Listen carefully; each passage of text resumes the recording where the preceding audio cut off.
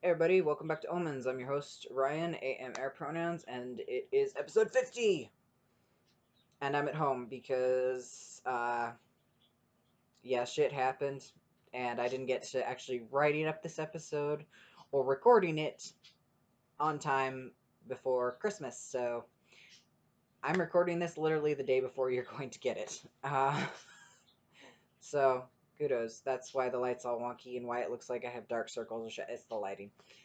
My camera does. For some goddamn reason, the camera on this computer does not like light, any sort of light source, unless it's sunlight. That's why I've got my back to a window, because that's the only way this camera will see anything clearly, which is fairly irritating. But, meh, whatever. Alright, so a couple housekeeping details I need to go through. One, on the Facebook, I still am going to post this week, it's the last week of 2021.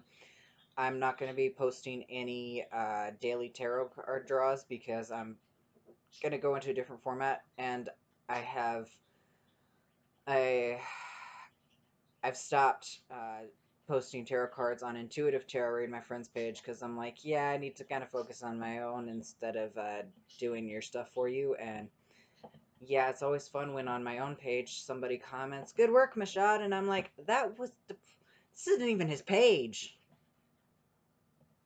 I was like, just pay attention, fuckers. Okay, I'm a little bitter about stuff because I felt like I was getting used a little bit after a while. But, oh well, focusing on my own stuff now. Shit's over and done with, though. Now he's actually, okay, anyway. Um, so, anyway, getting back on track. Um, it's the last episode of 2021. Like I said, I won't be posting any tarot cards this week. I'm also going to work on a new introductory video, which is, hopefully I've got it done and linked by the time you see this. That's my plan anyway. I'm going to record it today. But I've already tried recording it like 4 times, and I was doing pretty well the first time, and then I was like, this is kind of out of order. So, but maybe I'll go back to that out of order because that was possibly actually working better. So, we'll see. But I decided to give myself a break and do this right now because it's episode 50. It's the devil.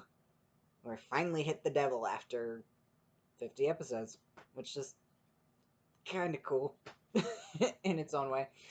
Um, let me think.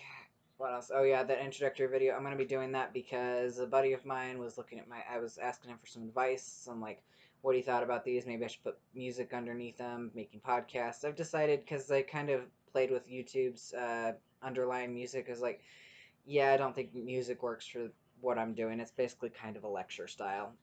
But I am planning on hopefully turning this into a podcast, setting up a website, and getting some more stuff, getting together some more stuff to actually do. Because in about 6 months or so, my plan is to move to Michigan. So shit's gonna change a lot. But we'll see. So if my birds squeak, I apologize. If they start chittering, they're kind of low level chittering right now to each other, but they've already been out and about flying around, so hopefully they're tired. They're about that point where they're like, the rest of the world can go screw itself and they don't care.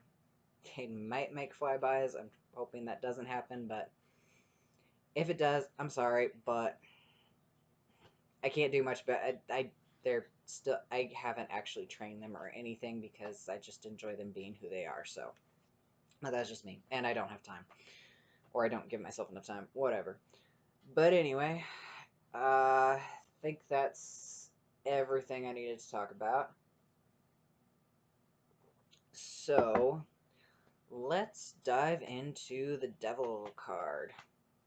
Um, oh, one other thing. I didn't have anybody on there, so nobody fucking cares, but I deleted my Patreon because, yeah, whatever. Um, that's the last thing, I swear.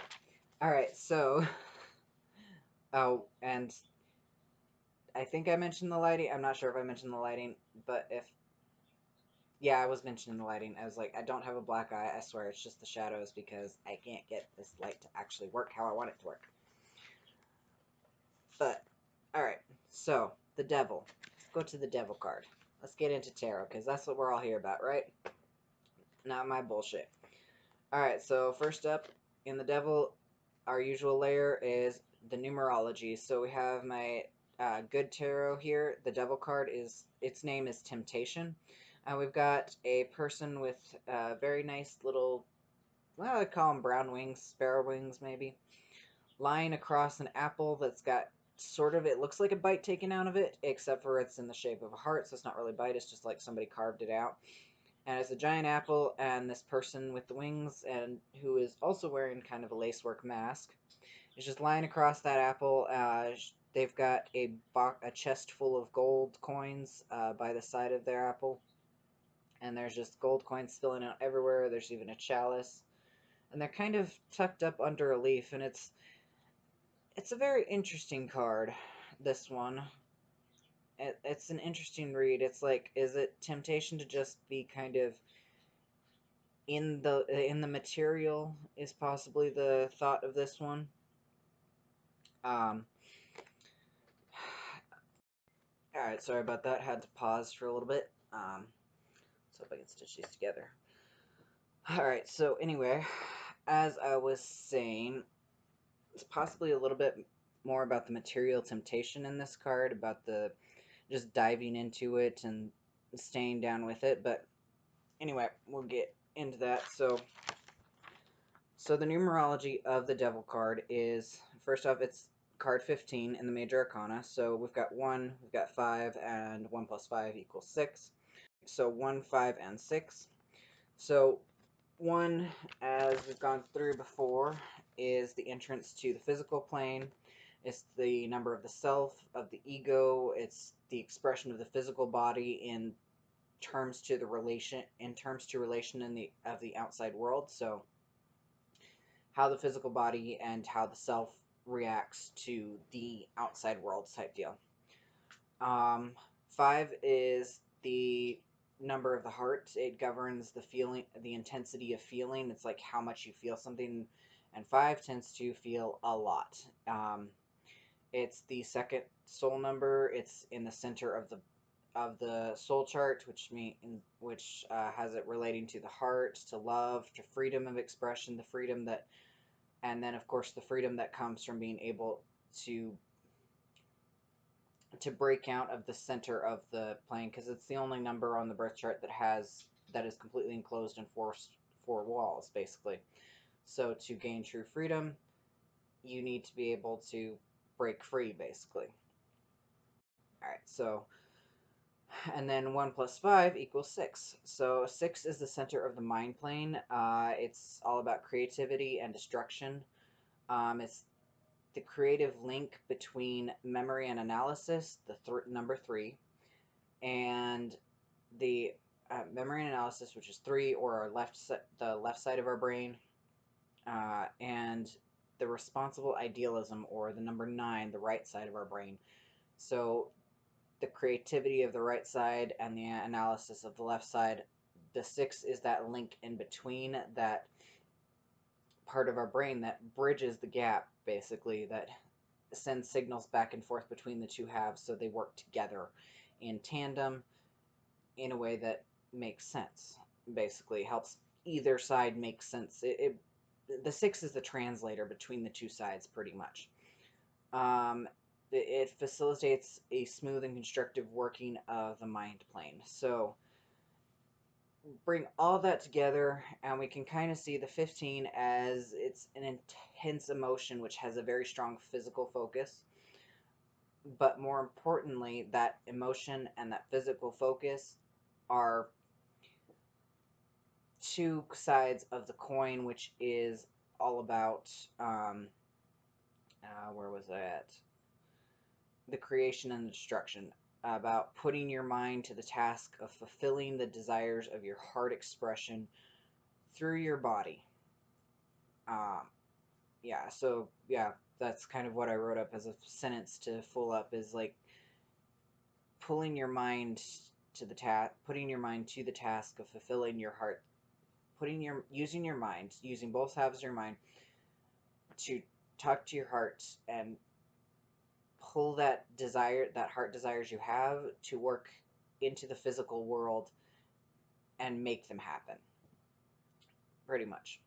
Alright, so that is the numerology. So if we pulled it back to this card, Temptation,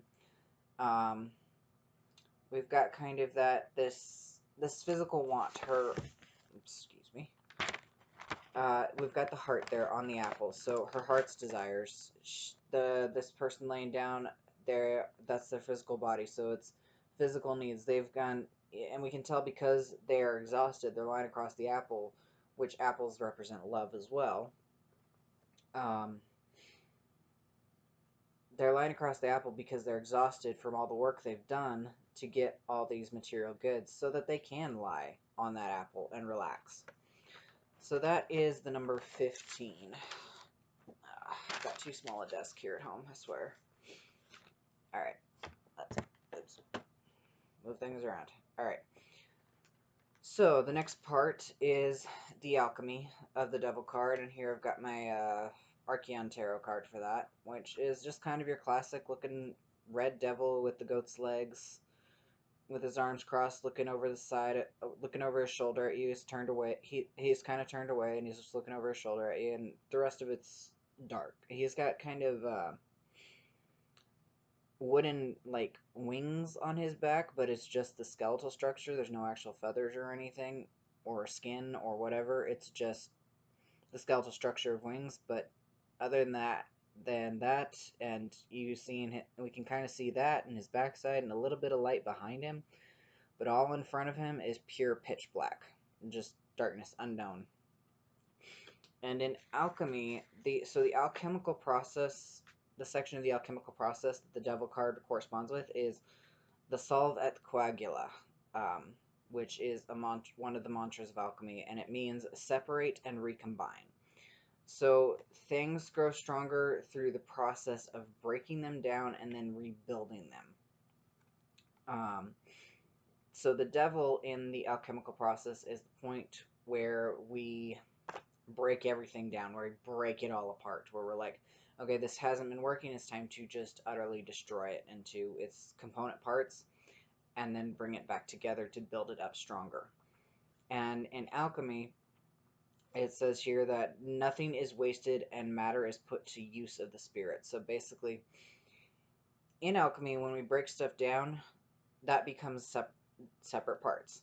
However, each of those separate parts has a use and a reason and a meaning, and we can make use of them, pretty much. So, the devil is the point where we're separating everything and building it back together. Where we're like, where we're finding all the component parts of what we've built. We're like, okay, we've got this thing, this where we are. How did we get here? What goes into this? So we need to break it all apart in order to see what's actually really in it, what's here. So that is the point of alchemy here. So it's like, it's the unknown here in this card. It's like, okay, he's kind of looking over his shoulder like, are you ready to go dive into this pitch black? You have no idea what's actually here, what's really underneath where you've been, what everything you're at is made of, but it's time to go looking, pretty much. It's an invitation here on this card. So that's the alchemy. That's definitely how I see that card. Alright, so moving on to the astrology. And I've broken this next part up. So usually with the astrology, I'll do the constellation as part of it, but I've decided to break that out and like do just the astrological, and then we'll do the constellation kind of separate. So the astrology, the devil card is associated with the zodiac sign of Capricorn, and we have my Celestial Tarot. There we go. Jeez, I completely forgot the name for a couple seconds. The Celestial Tarot, and we've got the god Pan here with his panpipes sitting on a rock. And he's holding a branch from a tree. I think it might be laurel. No. I know there's a tree he's associated with. It's one of the nymphs that he chased. I don't remember which one it is because there's many in Greek mythology. So he's just kind of sitting on a rock, holding a branch over one shoulder and holding his panpipes, kind of looking at you like, "What you gonna do?" We've got the symbol for Capricorn, the symbol for Earth. Is that Earth? Yeah, that's Earth. Symbol for Saturn, and then the Hebrew letter for it is Ayin is the Hebrew letter, and that is correspondent to the path that this card it rules in Kabbalah. But we'll get to that. But at least we have a picture of what it looks like now. That's this one up here. That's Ayin. I'm assuming that's how you pronounce it, just going off of how it's spelled. If I'm getting it wrong, I apologize. Alright, you'll have to listen to it a few more times, sorry. Alright, so Capricorn is the 10th sign of the zodiac. It is ruled by Saturn. That's why we've got Saturn's symbol here. It is a cardinal earth sign, so that's why there's the earth sign. Oh, and that's Capricorn's symbol, since I hadn't pointed that out yet. So it is a cardinal earth sign, which means it begins a seasonal cycle. So cardinal signs always begin a new season. Capricorn's case, it begins the season of winter. And just to let you know, currently we are in the season of Capricorn. It began on the winter solstice, is when the sun moves into the sign of Capricorn. Alright, so it is also a night energy, so it's receptive, it's slower, it's easier going, it's feminine if you want to assign a gender to it in depending on where you're coming at it from. So it's like meh, since it's such a cultural thing, it's not always the greatest thing to use as gender. But it's, like I said, it's a night energy. It's cooler, it's more passive, it works slower and stronger and steadier. Takes it a little longer. Yeah. The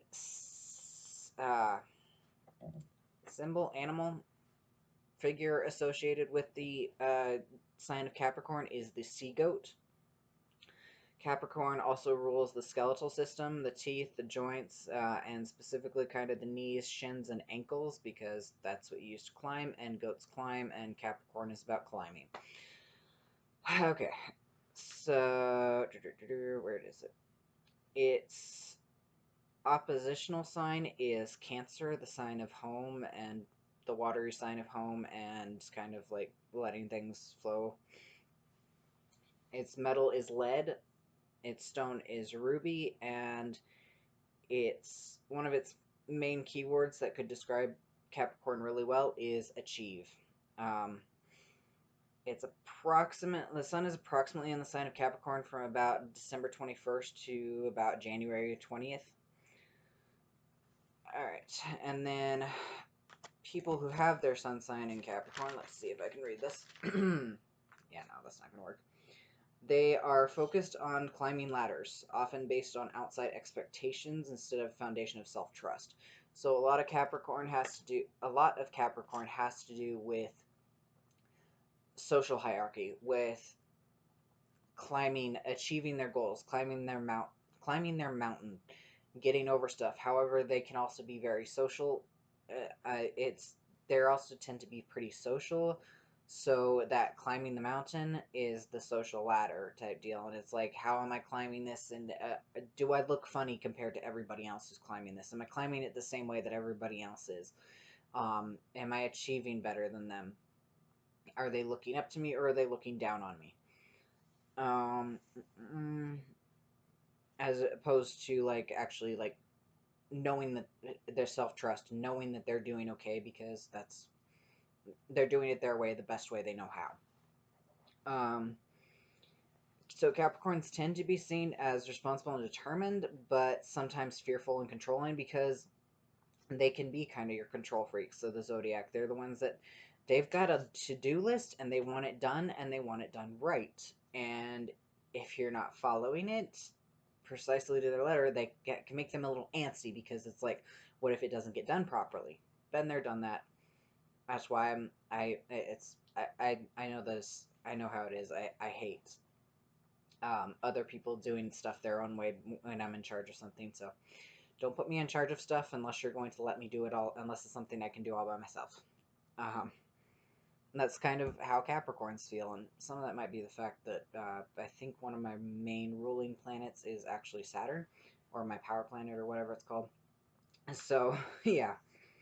Um, so they can be seen as fearful and controlling if somebody's having to work under them. If it's their boss, they're probably like they're responsible and determined. So depends on where you're coming at them from. They are inwardly they're hardworking and law abiding. Often a fear of never being enough. Often have a fear of never being enough, and that's something they got to work on is building a foundation of self trust, basically, of knowing they're okay.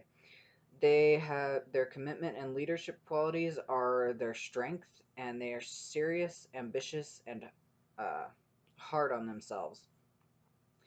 They tend to be either wild or conservative in their youth and flip flop in their 30s. So if they were wild as a kid, they're going to be really conservative in their adulthood. And if they're conservative as a kid, they're going to be really wild in their adulthood.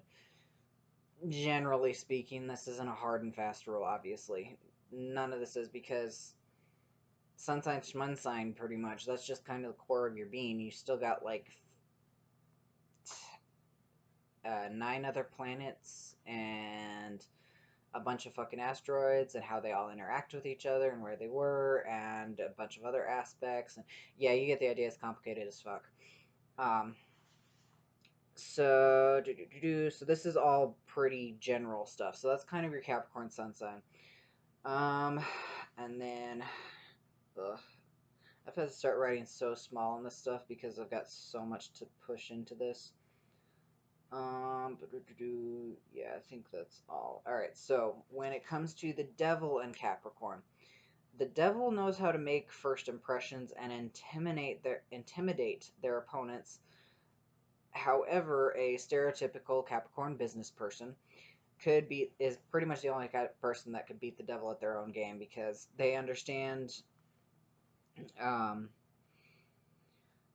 both of them understand all too well the temptations and trials of the material world. Capricorn is the sign of business,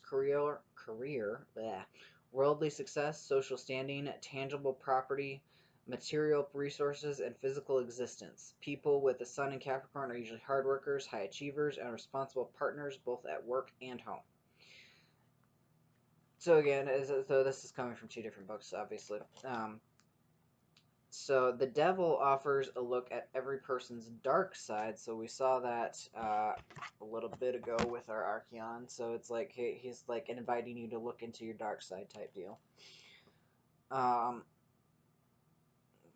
little bit of everybody's dark side, as they're connected to sin, as the devil is connected to sin, temptation, and the pitfalls of human existence. So they know that wealth and material success can liberate or enslave us.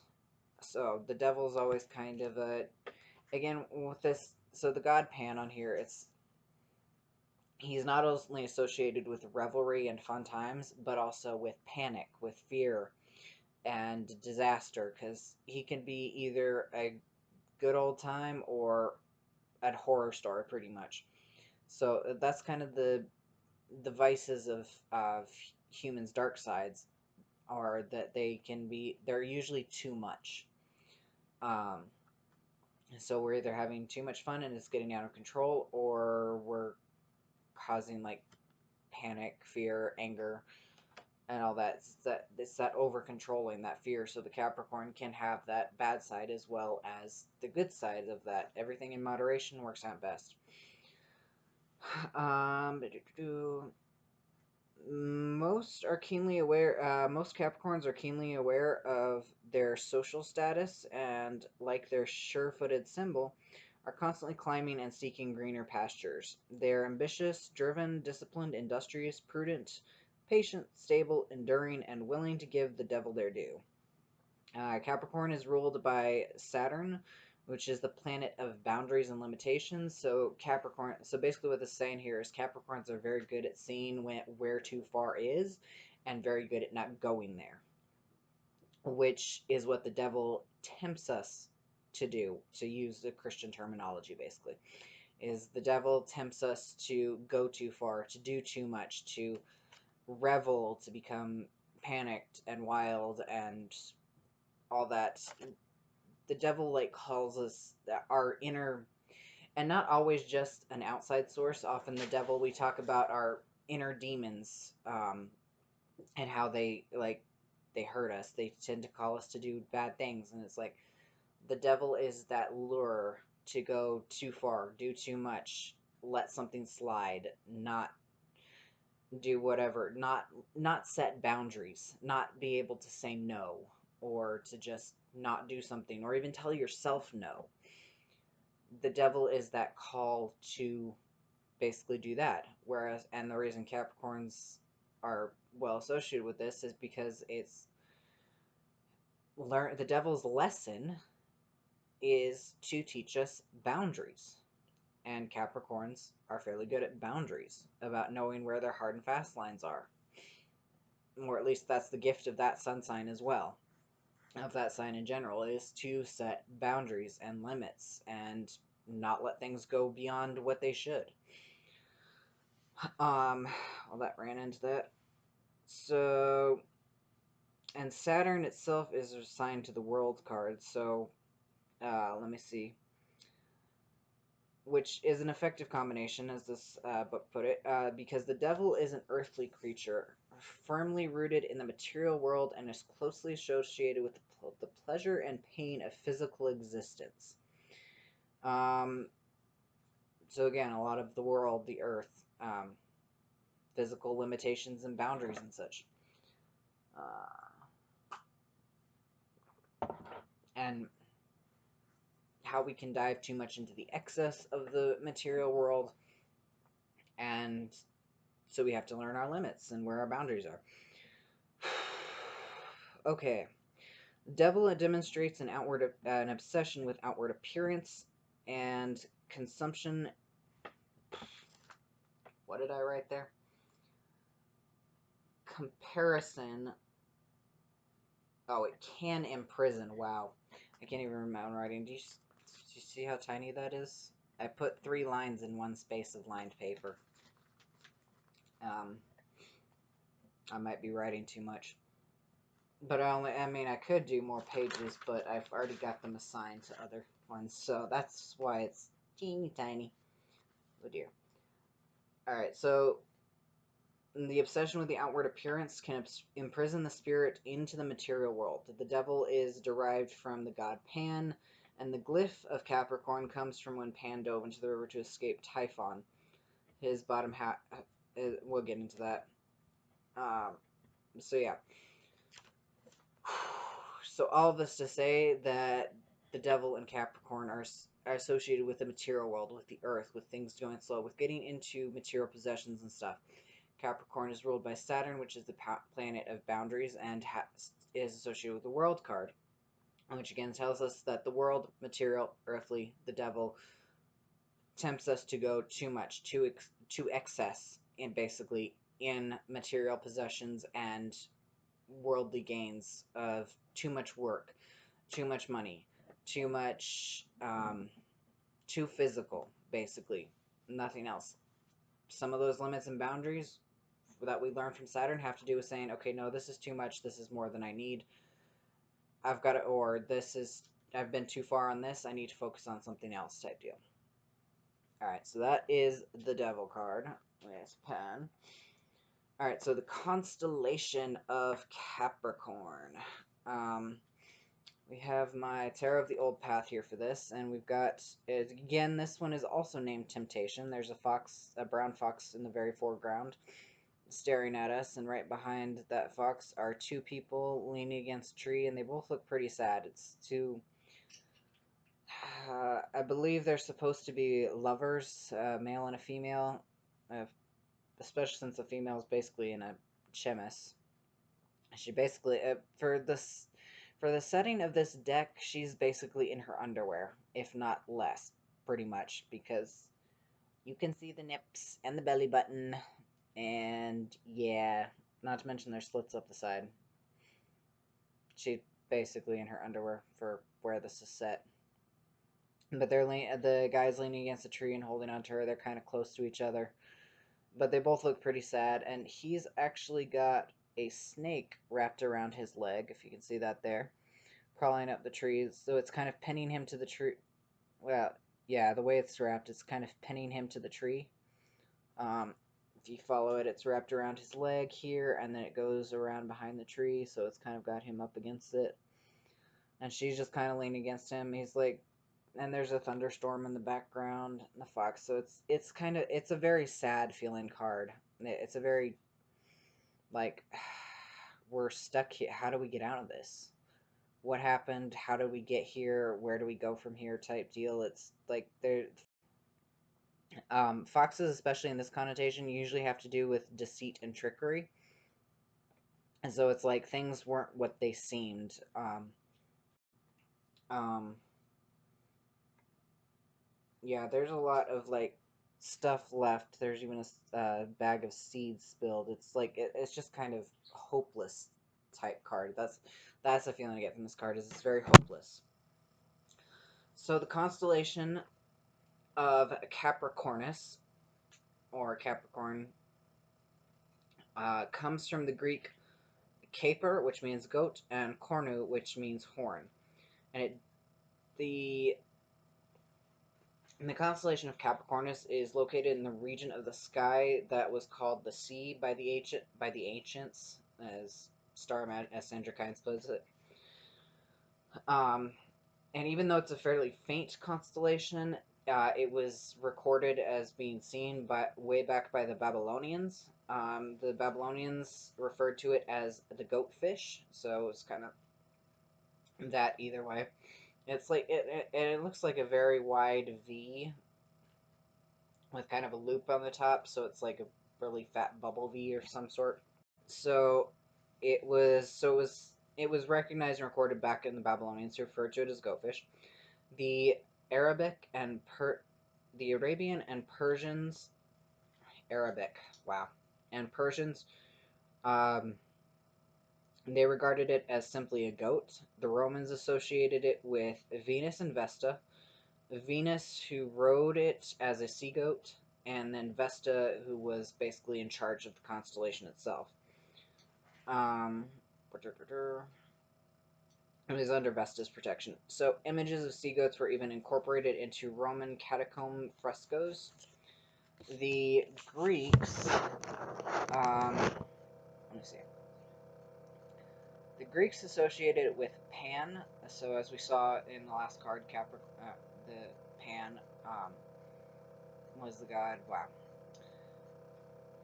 Excuse me.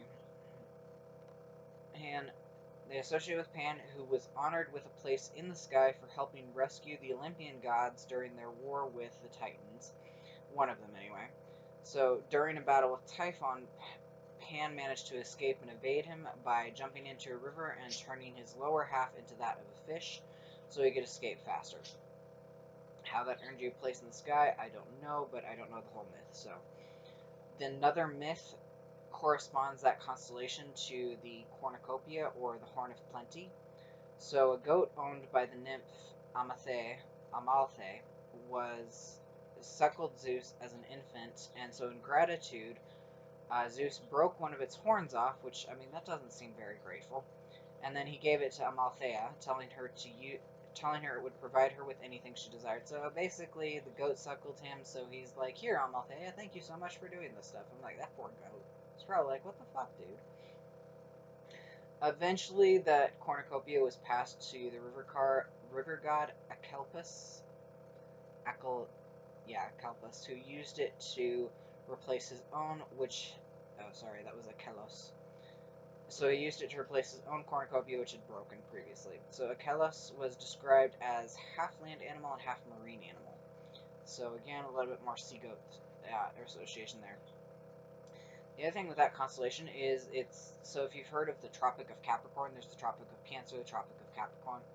So those are lines on either side of the equator. So Capricorn is the southern line, so it's south of the equator, and it marks the southernmost point at which the sun appears overhead at noon on the winter solstice. So, 5 days ago, on the 21st, when the sun moved into Capricorn, that's because 2,000 years ago, at the time when the sun was at noon on the winter solstice, the sun was... Capricorn was the constellation that was behind the sun, so basically you couldn't actually see the constellation, but they knew that from where it was, that it was like the sun is in Capricorn. So that's why it became known as the Tropic of Capricorn. It was named for the constellation. Probably same thing, deal with the Tropic of Cancer. And that was, even though it's no longer the backdrop to that, the Capricorn is actually, due to the progression of the planets, the backdrop of the winter sun on the noon of the solstice is now Sagittarius, and Capricorn is in the summer, but meh. In astrology, we still use the same thing, and I mean, the energy at this point is so well set, it doesn't really matter if we tried to change it personally. So, in line with the... So, with Capricorn's associate, and then I decided to pull up a little Standard Kinds magic on using the constellation for magic and stuff, so... I keep losing my spot. So, given the fact that it's Capricorn's associations with Pan and the Horned God, it's a good ally for magic and rituals. Honor masculinity, wildness, the god Pan, the wilderness. Even better if you can do your ritual work on like a beach or a place where the land meets the water type deal, because to honor both the goat and the fish parts of Capricorn. Because that's the other thing that some people forget, is that because Capricorn does include is half fish, they forget that Capricorns can dive down deep, can get really solid in their foundation. They're like, this climbing we're doing, we need to dive down and make sure we're not climbing on a hollow shell, pretty much. So, and Capricorn is also a good boost for Lughnasadh, the harvest festival of plenty, due to its association with the cornucopia. Let's move on to the Kabbalah, which we've got El Diablo, or the Devil, from my La Favole Tarot here, and that's a man in very nice clothes, standing looking at you while a wolf howls in front of him, which the wolf is probably his pet. It's a very, very creepy one. So in Kabbalah, we've already mentioned Ayin. So Ayin is the Hebrew letter in the English school of tarot, specifically, that corresponds to path 26, which is the path the devil card also corresponds to. The image of path 26 is an eye. In Ayin, kind of corresponds with the English O. The number value is 70. And the path itself is between Tiferet, Sephiroth number 6, and Hod, Sephiroth number 8. So Tiferet or Tifereth it means beauty. It's located in Shemesh, the sphere of the sun, so it's associated with the sun, basically.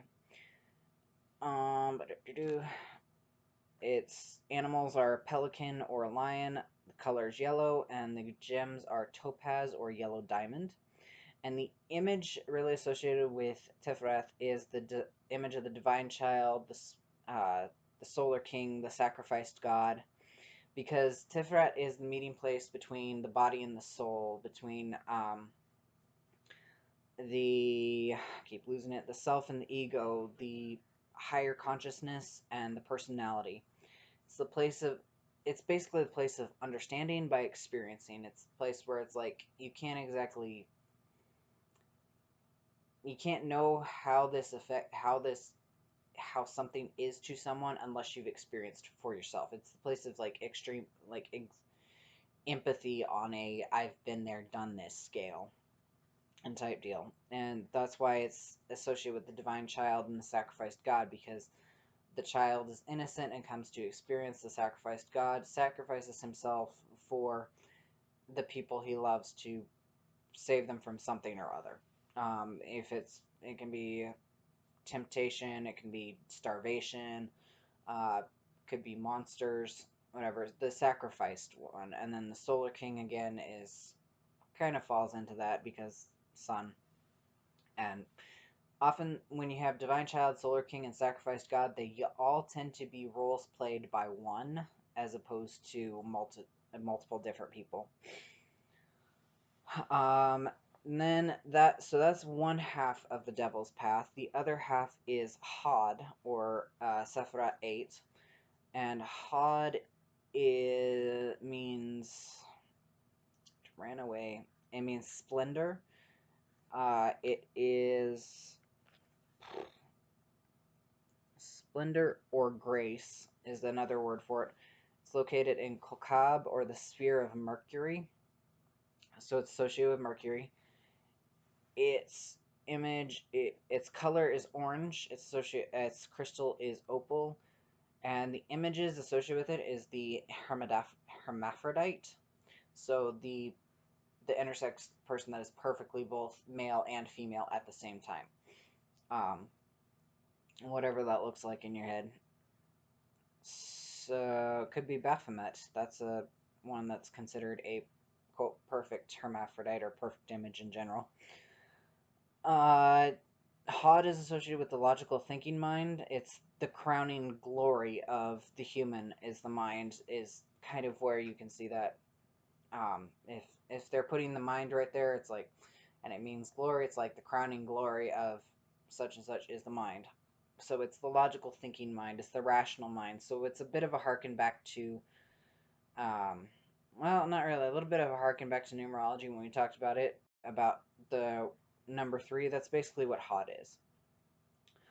Logical thinking mind. And the other thing with Hod is it needs Netzach, the right mind, the creative, irrational mind type deal, to balance it so it doesn't fall into illusion and deceit. Because if we're just relying solely on our thinking or rational brain, we're not able to tell when someone's lying. That's what our gut is for. So this is not only the path between beauty and glory, but also the path between two different realms. Olam Baraya, the realm of formation, and... Sorry, no, that's not right. Olam Baraya and Olam Yetzirah. Yetzirah is the realm of formation. Olam Baraya is the realm of creation, or creativity. And so we're going from the heart center, the heart call, the sun beauty, and the place of creating new things, into the rational thinking mind, into the realm of actually putting things to work, to doing things. So the devil is that path in between the heart and the thinking mind.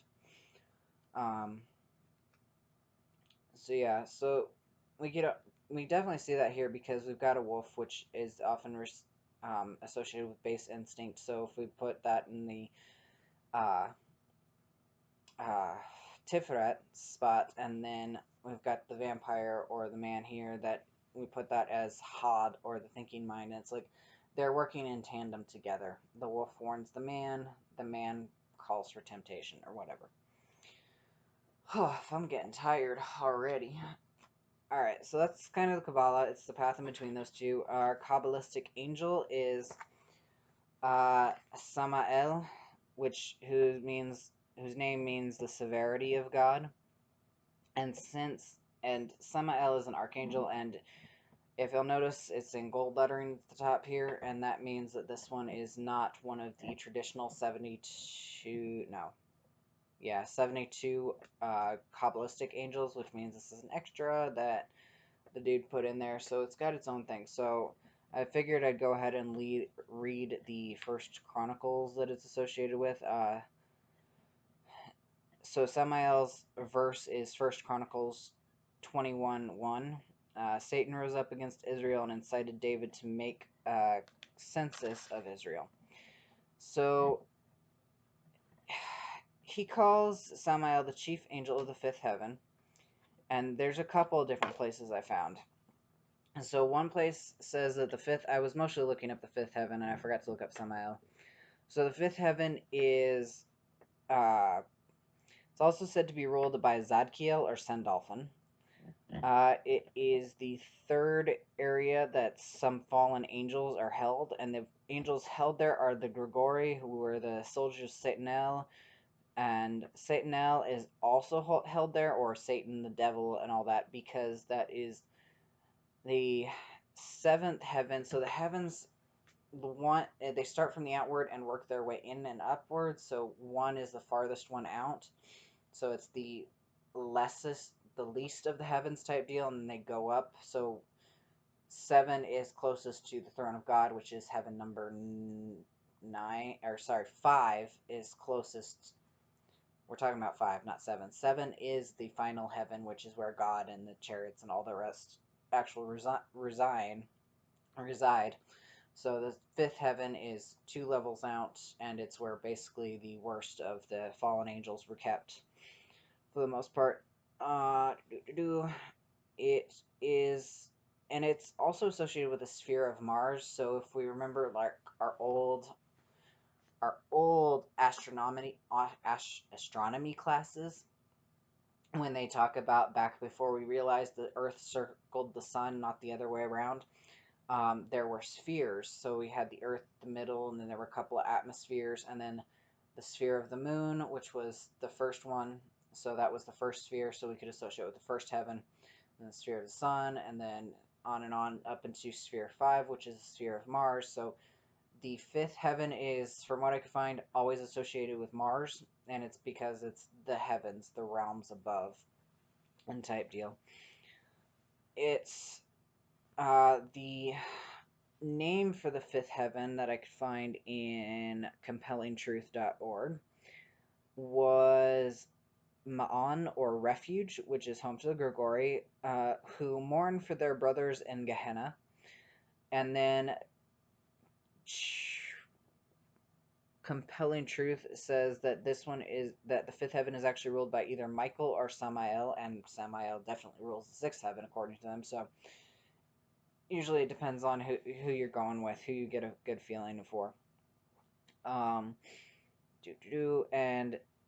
the fifth heaven is filled with ministering angels who sing by night. It is called the refuge because it's where most angels reside. And according to Dante, the fifth heaven, ruled by Mars, has to do with fortitude, and it's where the martyrs of Christianity reside. Samael is... Let me do this. Alright, so I pulled up Wikipedia so we can learn a little bit about Samael himself. So Samael, besides the severity of God, also means the venom of God, the poison of God, or blindness of God, left hand of God. So Samael is an archangel in Talmudic and post-Talmudic lore, a figure who is the accuser, Ha-Satan, seducer, and destroyer, Mashit.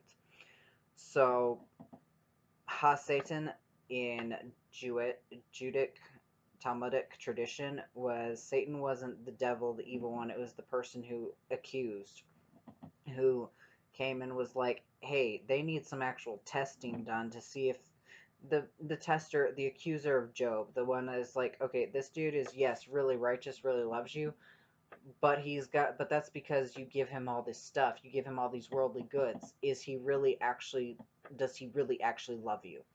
So God's like, yeah, okay, that's a good point. So put him to the test. So Satan puts him to the test, kills his animals, kills his crops, kills his sons and daughters and his wife, I think. And all that time, Job still keeps his faith to God, and that's what Satan's job was, to accuse, to make sure that your faith was strong.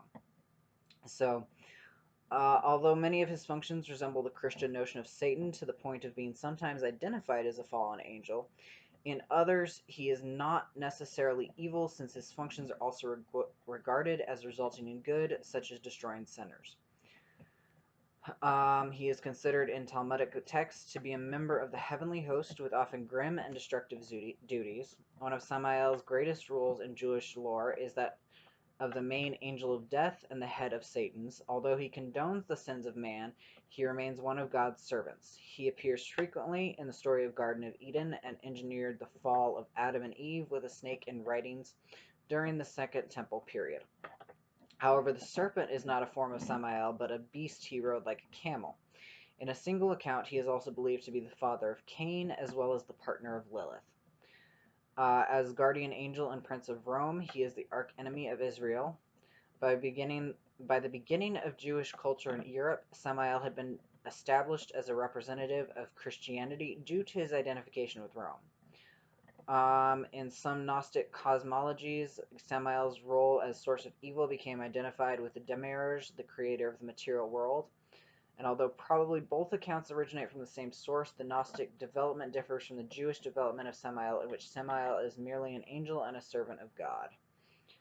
So, Samael was first mentioned during the Second Temple period and immediately after its destruction. He's apparently first mentioned in the Book of Enoch, along with other rebellious angels. In Enoch 1, he is one of the Watchers who descended to Earth to copulate with human women, although he is not their leader, this being a Semyaza. In the Greek Apocalypse of Barak, he is the dominant evil figure. Samael plants the tree of knowledge. Thereupon, he is banished and cursed by God. To take revenge, he attempts Adam and Eve into sin by taking the form of a serpent. It appears further as the embodiment of evil in the Ascension of Isaiah. Alright, so in the Talmudic Mishratic literature, Samael's role as an agent of evil is rather marginal, but from the 5th or 6th century onward, this name again becomes one of the most prominent among the demonic entities. He's depicted as the accuser in the heavenly court and attempting to sin while Michael defends Israel's actions, and he's identified with Satan there. That's in the Exodus Rabbah. While Satan describes his function as an accuser, Samael is considered to be his proper name. He also fulfills the role of the angel of death when he comes to take the soul of Moses and is called the leader of Satan's.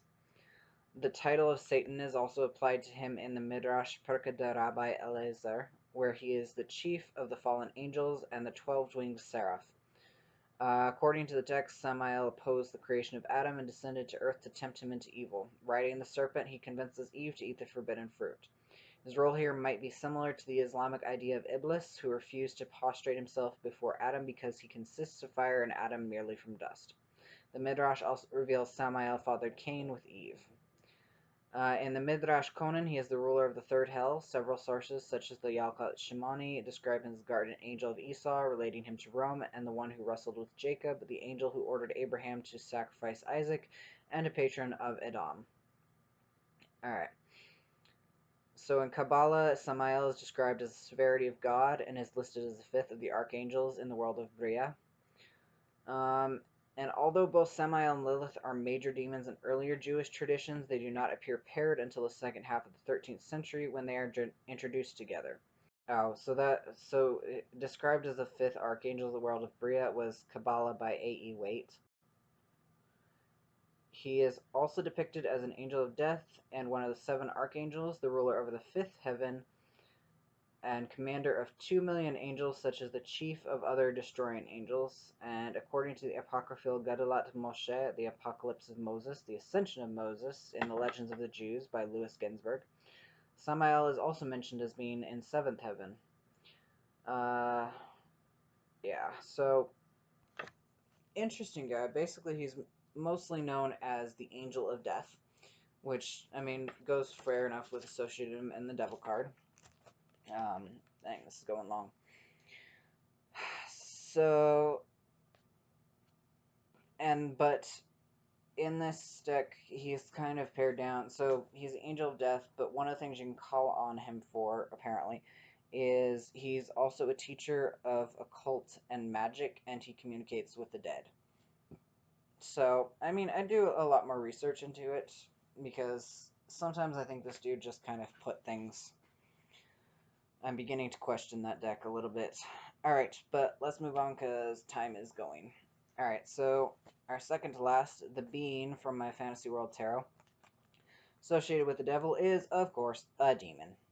So, demons are basically your dictionary definition is a supernatural being typically associated with evil, a harmful spirit or entity that can possess people or animals to cause harm. So, demons are, as far as we know of them in modern culture, are pure evil makers, pretty much. Um, the word itself comes from ancient Greek daimon, which was originally just meant a spirit or a divine power.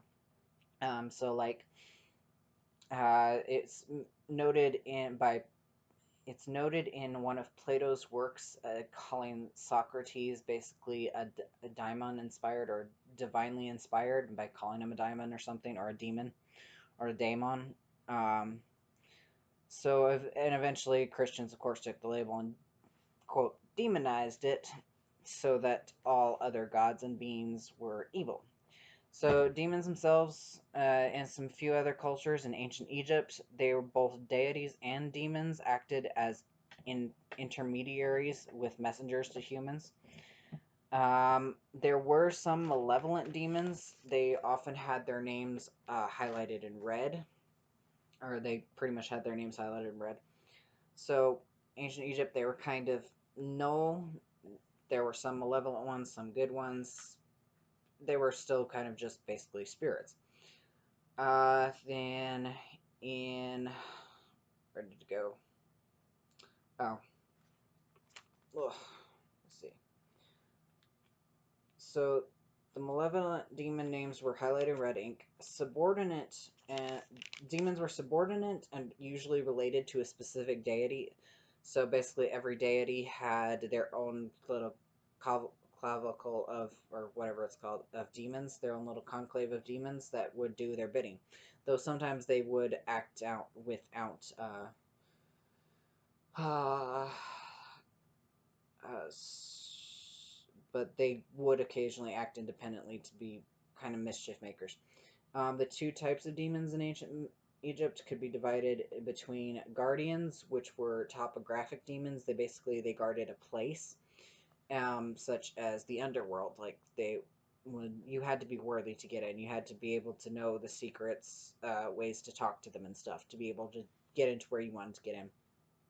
So guardians and wanderers, who were associated with possession, mental illness, death, and plague.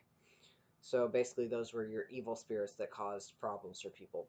In Mesopotamia, evil spirits living in the underworld, demons were evil spirits living in the underworld who would come to Earth to torment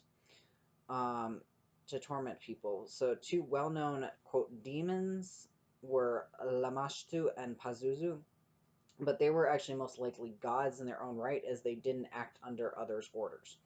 And in Mesopotamia, again, they were mostly evil spirits, but some of them could be benevolent if talked to right, basically. In Judaism, they're pretty much just spirits that cause sickness and bad luck. Or there's two different types in Judaism. I can't remember the names off the top of my head, like how they're called. Basically, they're the ones that cause illness, bad luck, scrapes type deal, and then there's another name which basically covers all other gods besides the Judaic god. So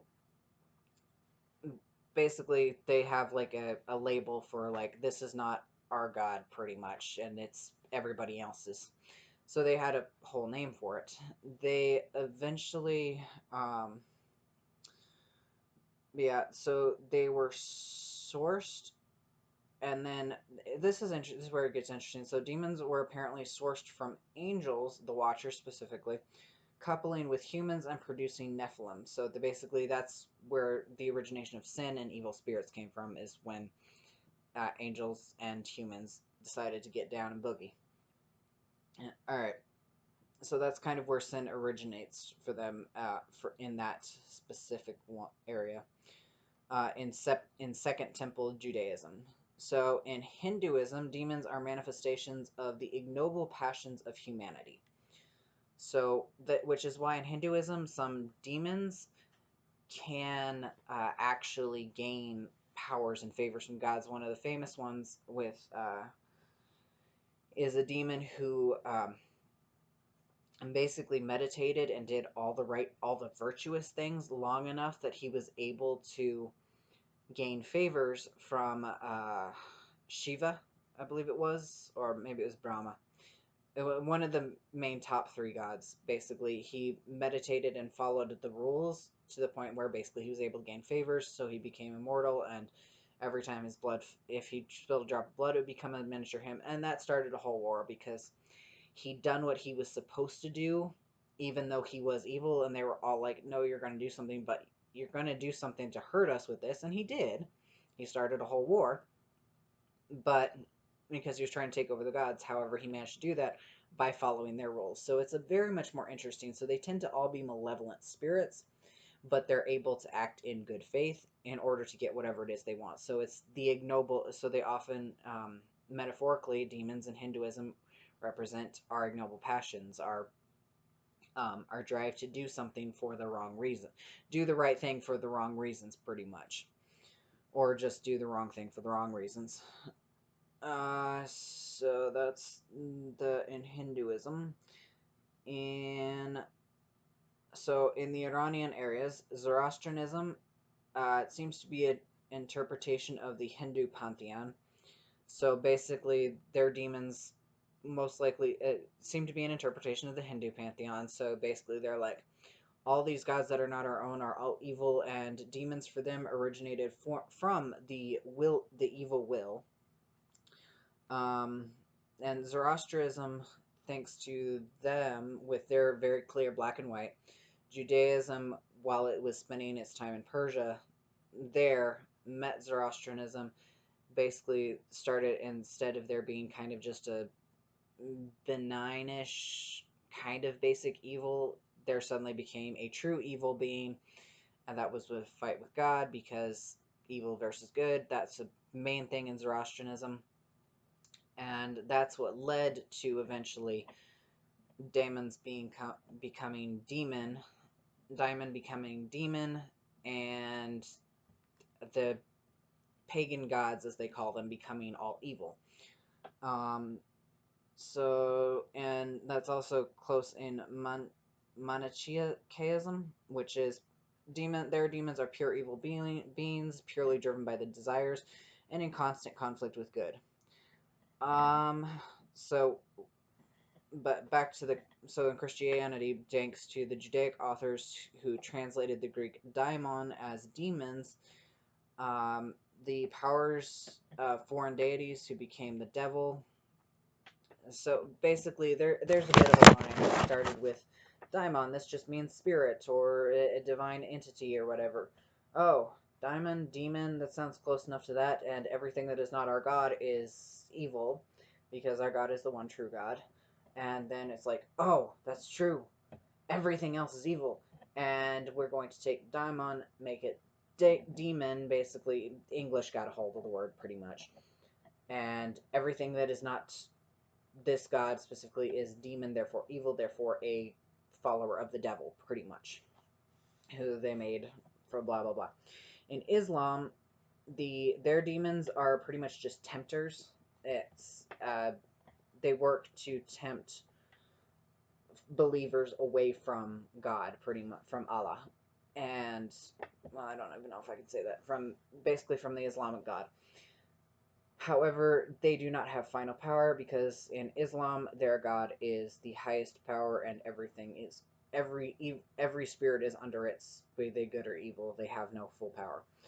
And the final bit is a little bit, so most native, from what we know, indigenous North Americans don't really have, I don't know enough about the culture, I don't think they have, but the only thing I could find relating to demons specifically was the Algonquian Wendigo and the Athabascan Owechuge, which I know a little bit about Wendigo, and don't know anything about Owechuge, but basically it just gave me a couple short lines. It's like, there's this, and they're both cannibal spirits. I'm like, so we got a bit of a theme going there, which is kind of cool. It's like, okay, so the ultimate evil for this area, these two cultures, was cannibalism, pretty much. But I mean, I know there are other evil beings, but I guess they don't really fall under the supernatural entity that was, yeah. But yeah, so that is demons. So, an interesting little card. It's like things are either very bad or maybe they're not quite. It's kind of a reminder that things could be bad or can be or whatever. Interesting one. Alright, so our final last little bit, since we're running all the way over an hour here, well over an hour, going to go into the traditional meanings of the card. So I've got my Vice Versa Tarot here. And first up, I just realized I forgot to describe my Fantasy World Tarot card. It's a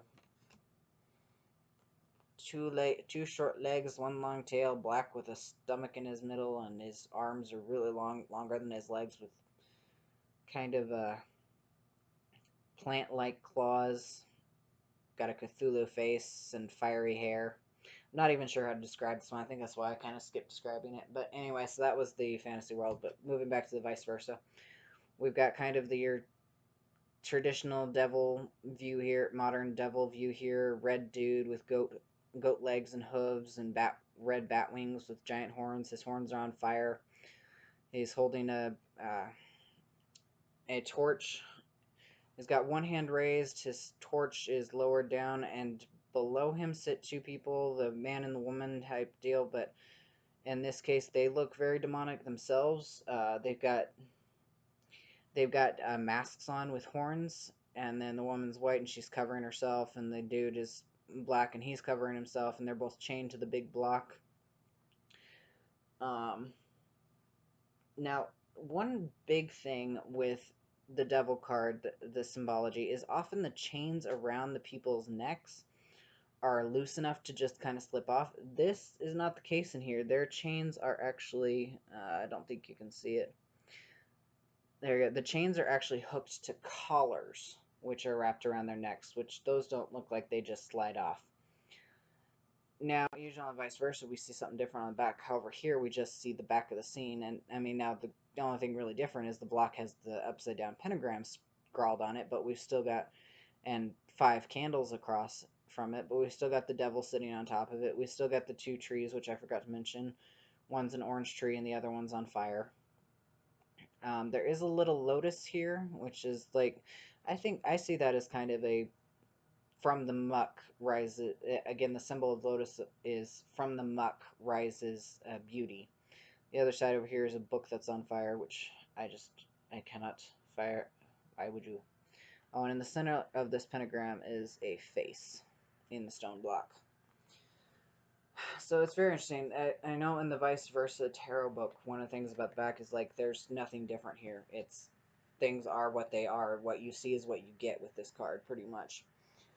So the upright meaning, traditional meaning of this card is chaining yourself to things that hurt you through parents, through poor guidance, through peer pressure, feeling like we don't have a choice. We put the chains on ourselves and we don't, or at least we don't fight them being put on us type deal. And it's like things are bad and we're stuck here and we feel stuck here and we don't feel like we can escape, pretty much. Reversed or inverse, it's feeling foggy and unsure as you start fighting your way out of these chains. It's kind of a reminder of don't give up. Don't give up. You can get out of here. And even if you feel broken, broken things can be mended. Broken things can be fixed. And there's always at least hope. There's, as much as that book might have said there's nothing different on the back, there's always hope because there's a lotus flower here. It's like you're working your way out of this muck, out of what you, it's like you've put yourself in a bad position, but you can make your way out of it type deal. You just gotta find where it is what it is you're missing. Alright, so that is the devil card, and that is the end of 2021. I hope y'all had a good winter holiday season. It's finishing out. The 12 days of Yule will end on the January 1st. So we still got till that and a little past, because that's also New Year's Day, so yay. Got got a little ways to go, but hopefully everything's winding down, feeling good. You're getting all your everything settled and ready to go. Yeah, I will keep an eye on the Facebook page, because I'll start posting updates there as I figure out what I'm doing and where and all that. Though I have a feeling it's probably going to take longer than I think it is due to the windstorm we had yesterday, which means my work is probably going to have long hours this week because everything will be full of shit. Not my stuff specifically, but everybody else's will be, and I'll have to go help. But such is life. It's good hours, good money. Alright. Well, thank you for sticking around through all of this, and I will have a good rest of your whatever, and I will see y'all in the new year. Alright, bye.